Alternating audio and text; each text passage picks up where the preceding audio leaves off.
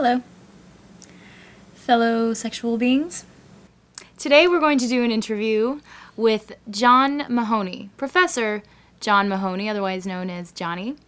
And he's here with us today. We are going to be talking about the animation films that he produced, Deep Inside, McBoney's Funhouse, and Transformers 2. John, Great. how are you today? I'm doing good. Welcome. Thank you. So let's get right to it. Tell me, when did you start working with animation? Well, I started working in a large animation studio, commercial studio. And then from that point on, I realized that wasn't for me. I didn't really like doing commercial work and working for studios and things like that. It was too conservative. Mm-hmm. So I just went off and did my own illustrations for a while. And then at a certain point, I wanted to see if I can make those illustrations move. And a lot of the sketchbook drawings I were doing are pretty erotic. Mm-hmm. And I wanted to see that. I wanted to see serious erotic art animated. So your films were banned from YouTube. Great. And another website, some other websites on the internet. Why? I still think people have a taboo about people's private parts, especially the female private parts. To see that for some reason is an instant red flag, and it's very easy to say that it's objectionable, and they just pull it off, even though there was no photographic imagery. It was just line drawings, but it was enough to, I guess, freak people out a little bit. So even though I had like 10,000 people on my friends list, had all these accolades, people liked it, they basically gave me a warning, and the next time they pulled off all my films, not just that one erotic film, everything. I was banned from YouTube and MySpace and PhotoBucket as well. Why? Exactly. Some movies sort of make you or allow you to sort of escape your reality. I know a lot of people use movies as a drug to kind of zone out. You cannot do that with your art, with your animation. It inspires true emotion and feeling, and I think that's the true indication of true art. So, Thank you. Yeah. Thank you. So, tell me, how would you define erotic animation? Well, I think there's two camps. There's the gags and humor, the cute little cartoon characters running around screwing each other, which is more common. That's probably 85% of erotic animation is that. And the other stuff is much more serious, artistic, just dealing with sexuality, sexual issues, and things like that, which is incredibly rare. But that's the side that I would like to explore. It's certain things that I couldn't explore with live film, or I haven't done that with live film. Is it difficult to maintain the distinction between erotic animation and pornography? I guess I personally like dancing on that fence, where some people will say, oh, it's definitely pornographic, and some people say it's definitely art. And if I'm not right on that fence, then I don't feel comfortable. So I'm always injecting some erotic stuff or some objectionable stuff into my artwork, so people can't look at it and just say, oh, that's nice. Right. I want to kind of say it's nice, but at the same time, and just kind of challenge people and push people's buttons a little bit. I don't know. What got you into these kind of films? A friend of mine I was drawing, her name is Athena, and she was pretty wild, a wild girl, and she introduced me to erotic posing. I was drawing her, and she said, how about this pose? And I was like, oh my God, I was like blushing, and I was like, I don't know, this is awesome, so it was just like, so then I started getting like fixated on poses that are much more, exposing the body and things like that.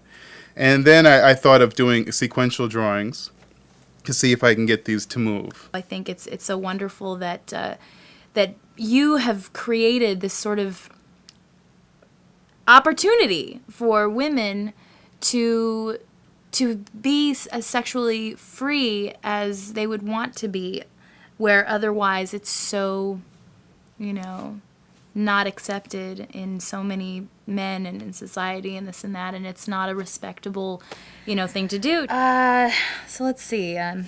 The question is, some people say that every film is a confession of the director. Do you identify with anything in your films? I identify with every single frame. Every single, I did the music myself, and the women that I've drawn, you kind of fall in love with them, or you fall in love with that moment, or you know what I mean. It's not just lines and models and figures. It's an emotional connection there. So it's a pure record of my feelings from those moments. Beautiful. What is your relationship with the world of animation for adults, meaning the porn industry? I have no relationship whatsoever, except for the Brazil Film Festival, which I was in. I was able to meet some people there, but I don't have any connection at all. What production techniques do you prefer, John? Okay, so right now, as everyone knows, everyone's moving into the computer world, computer animation, and things like that. But I prefer just line drawings, pen on paper with a Xerox paper. There's no animation board. It's just very pure because I don't want to be any separation between myself and the woman that I'm drawing. I don't want there to be any techniques or anything to get in the way of that, just to be as pure as possible. Any advice for the students and beginning animators out there? I think to be true to yourself and to pick the subject matter that you're passionate about and to let that gear and take your career places rather than forcing yourself, wedging yourself into some place that you think you belong. I've basically consciously chose to do this type of animation to kind of say, okay, I'm never going to work for a studio again. I'm just going to do my own thing and just kind of enjoy being an artist or whatever. And consequently, I've been able to get more studio work from this, and I've been able to go all around the world with this art.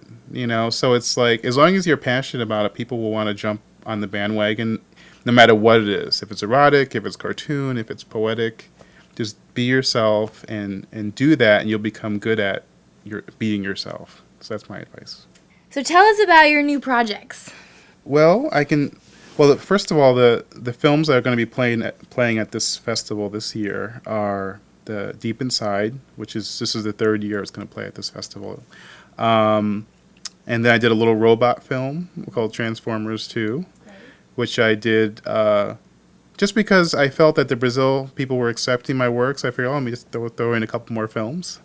So I did that, and then also the McBoney's Funhouse, which is an older film that I kind of kept hidden away because I was embarrassed by it. I rarely show it. It's funny I show it to you, but I rarely show it because I'm so embarrassed by it. But every year I go back and see it, I see more of what was going on in my life at that time.